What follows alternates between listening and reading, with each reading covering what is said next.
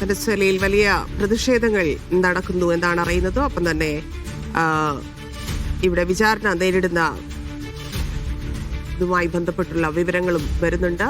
യുഎസിലെ കോടതിയിൽ വിചാരണ നേരിടണം. അതേ സാഹചര്യത്തിൽ വളരെ അമേരിക്കൻ അധിനിവേശത്തിൽ വളരെ കരുതലോടെയാണ് ലോകരാജ്യങ്ങൾ പ്രതികരിക്കുന്നത് എന്നുള്ളതും ശ്രദ്ധേയമാണ്. ലഹരി വിരുദ്ധ സേനയുടെ താവളത്തിൽ എത്തിച്ച് നിക്കോളാസ് മദുറോയെ ചോദ്യം ചെയ്യുമെന്നൊക്കെയുള്ള വിവരങ്ങൾ ഇപ്പോൾ പുറത്തുവരുന്നുണ്ട്. മദുറോയുടെ അഭാവത്തിൽ വൈസ് പ്രസിഡന്റ് അവിടെ അധികാരം ഏറ്റെടുത്തേക്കും എന്നുള്ളതാണ്. അമേരിക്കൻ അധിനിവേശത്തിൽ രാജ്യങ്ങളുടെ പ്രതികരണം വളരെ പ്രധാനപ്പെട്ടതായിരുന്നു. പക്ഷേ വളരെ കരുതലോടെയാണ് പല പ്രതികരണങ്ങളും വരുന്നത്. പല നഗരങ്ങളിലും പ്രതിഷേധ പ്രകടനങ്ങൾ നടക്കുന്നുണ്ട് എന്നൊക്കെയുള്ള വിവരങ്ങളാണ് വന്നുകൊണ്ടിരിക്കുന്നത്. ബി കെ സുഹൈൽ ചേരുന്നുണ്ട്. സുഹൈൽ, എന്താണ് ഏറ്റവും പുതുതായി വരുന്ന വിവരം? ധന്യ, ഇപ്പോൾ നിക്കോളാസ് മദുറോയെയും ഭാര്യയെയും ബ്രൂക്ലിനിലെ തടവറയിലേക്ക് US മാറ്റിയിരിക്കുകയാണ്.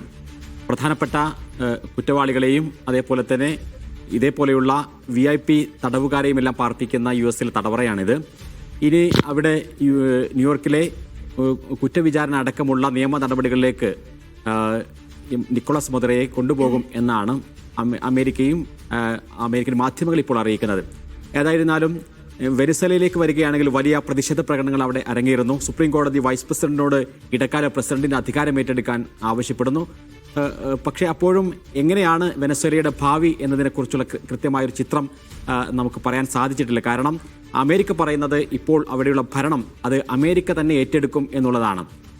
കൂടുതൽ എണ്ണ കമ്പനികൾ അവിടേക്ക് പോകുന്നു. അതേപോലെ തന്നെ വെനസ്വേലയുടെ എണ്ണ സമ്പത്ത് തങ്ങൾ ഊറ്റിയെടുക്കും എന്ന് വളരെ പച്ചയായി തന്നെ കഴിഞ്ഞ ദിവസം US പ്രസിഡന്റ് ഡൊണാൾഡ് ട്രംപ് പ്രഖ്യാപിച്ചു. നമുക്കറിയാം 1990-കൾക്ക് ശേഷം ഹ്യൂഗോ ഷാവേസിന്റെ കാലഘട്ടത്തിലാണ് വെനസ്വേലയുടെ എണ്ണ സമ്പത്ത് ദേശസാൽക്കരിക്കുന്നത്. അതിനുശേഷം ആ സമ്പത്ത് ഉപയോഗിച്ച് പലതരത്തിലുള്ള ബൃഹത് പദ്ധതികൾ വെനസ്വേലയിൽ ഉണ്ടാവുകയും ചെയ്തിരുന്നു. അന്ന് US കമ്പനികളെ അമേരിക്ക അവിടെ നിന്ന് ആട്ടിയോടിക്കുകയാണ് ചെയ്തത്. ഹ്യൂഗോ ഷാവേസ് അമേരിക്കൻ കമ്പനികളെ ആട്ടിയോടിക്കുകയാണ് ചെയ്തത്.